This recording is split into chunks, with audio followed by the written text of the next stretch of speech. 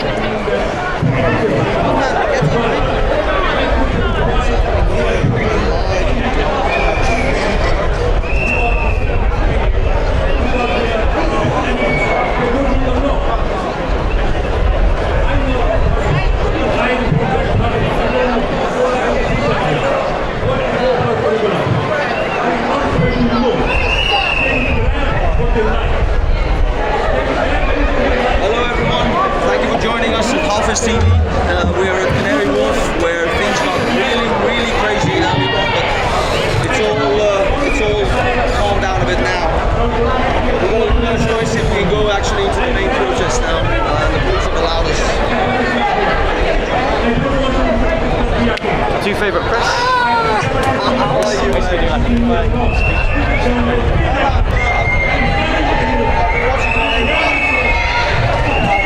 It's the diaphragm, man. It's like this that seat guard.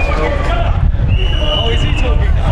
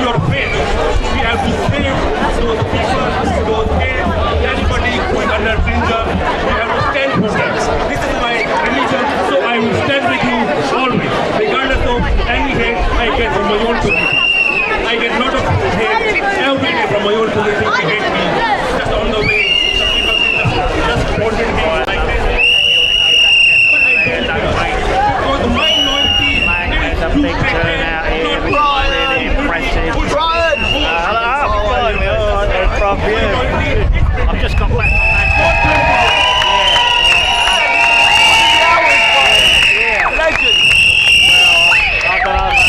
Now, quick statistic for you, ladies and gentlemen. This makes, out of the entire United Kingdom for the past 2 weeks, the 44th instalment of these protests outside these migrant hotels. And I can tell you this for free, as going to most of them, this is the biggest, most peaceful, loving protest out of the lot. So thank you very much, ladies and gentlemen.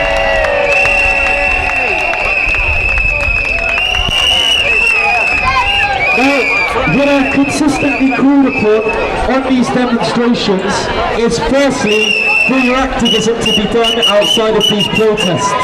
A community should not just be formed within a demonstration. It should be formed in local watchdogs, holding these people in these hotels to account. because outside of these demonstrations, which form a good pressure to get these people out, you also need to make sure that your children are safe during the summertime. Secondly, you need to be your own politicians and spokespersons. You need no people like me going out on the street, doing a speech outside these migrant hotels and calling out this injustice. Because if politicians won't, you might as well be your own. Because everyone's against you.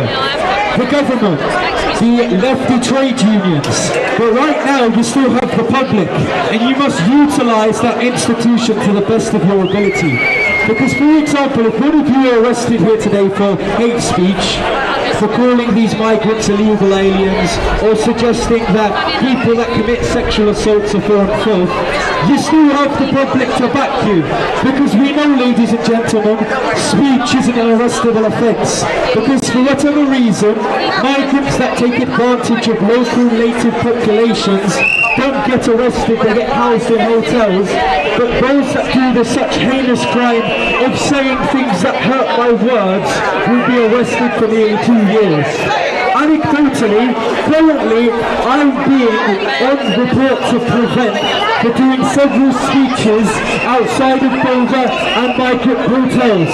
And I'll tell you this for free, I ain't backing down, because personally I have a passion for what I do, ladies and gentlemen. I have a passion talking to people that I disagree with. I have a passion calling out injustice, and hopefully I can help local communities such as the ones here to alleviate pressures to kick these people and send them home. Because these protests do work, ladies and gentlemen. These hotels do get shut down. But getting them shut down is simply a short-term solution to a long-term strategy. We don't want just these hotels shut down. In fact, we want them reopened for businessmen to take advantage of these districts. But we want these people gone. We want these people deported. We want remigration. We want strong borders. Because the biggest value of citizenry is ensuring that there are borders to protect your interests.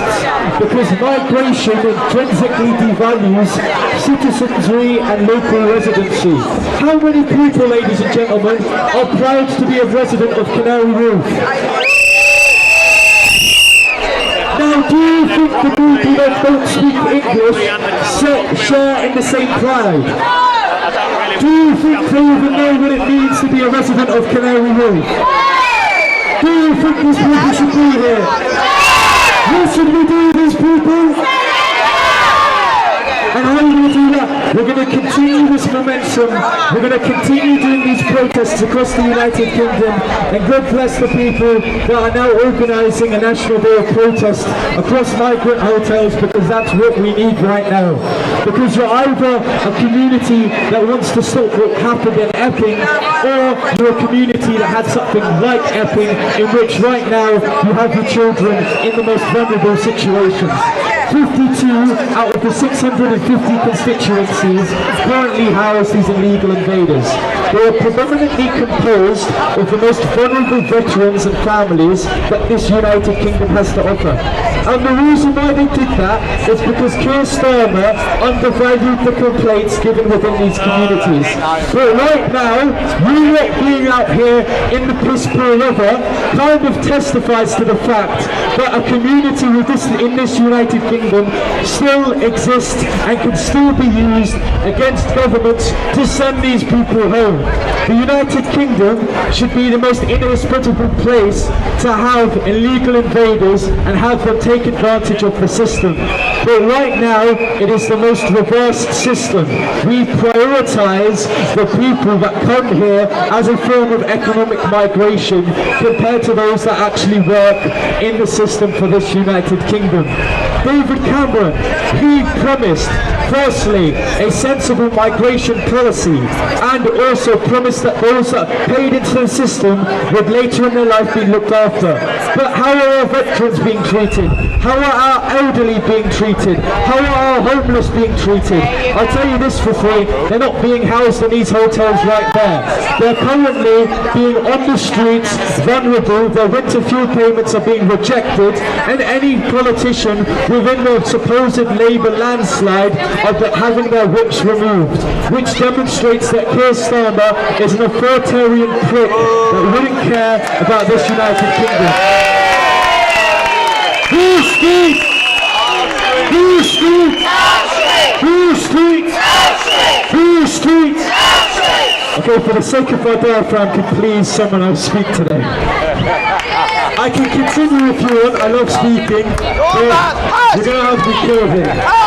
I've got a dog to get home to. But like I said, 86% of migrants that come on a work visa are net receivers. The sham that is sold that for whatever reason, migrants actually serve an economic benefit to the United Kingdom is a sham. And I've got a question. If we need workers, if we need doctors, if we need tradesmen, why can't native British patriots be the ones to take up that position? Why can't we benefit the employment of native British people if we have a deficit in certain areas of the workers' sector? I'll tell you why. It's because whatever reason the government would like to favour foreign workers, because then it means that they could pay them less. But we should pay British workers what they're worth, and we should prioritise British people to have money in their pockets. I'm going to take a break. If anyone wants to speak, please do. But bloody hell, this is exhausting.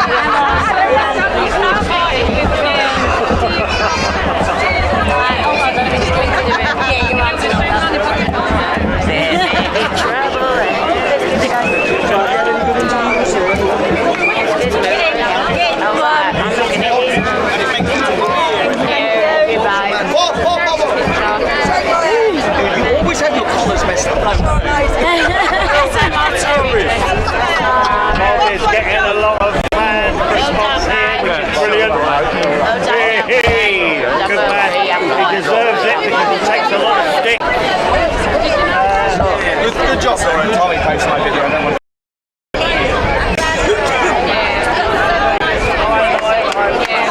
Canary Wolf, I'm outside the Britannia Hotel. An absolute pleasure, of course. I got exposure from doing a speech outside the Canary Wolf Hotel. I only live a few train stops away from this area, and I of course take advantage of the beautiful business district on leisurely time. So look, the reason why I'm here is that if we see that local urban areas can't integrate these people, why can we then convert this to whatever reason the idea that business districts can integrate these people? They can't. What's going to happen is that they're going to be lingering around the place like delinquents when it's completely empty during the weekday, when people are at work, and it's just going to have an increase in antisocial behaviour. Someone in the chat said young Bob for Prime Minister. Would you ever consider running? I think I'd bankrupt the country. I don't think I would have although I'm a good spokesperson, maybe that's just charisma, I don't know. But look, I'll see what happens in my future. I mean, 2 years ago I was doing content from Speaker's Corner. I hardly doubt that I'd be doing speeches in terms of politics, so who knows. So what's happening? It was supposedly they were supposed to be speakers. You're the main man. Yeah, the main man to point. Britannia International Hotel in Yes, please, thank you. The main man to blame that when this goes to something like that. And it's been a fantastic turn. How are you? like playing with children, working with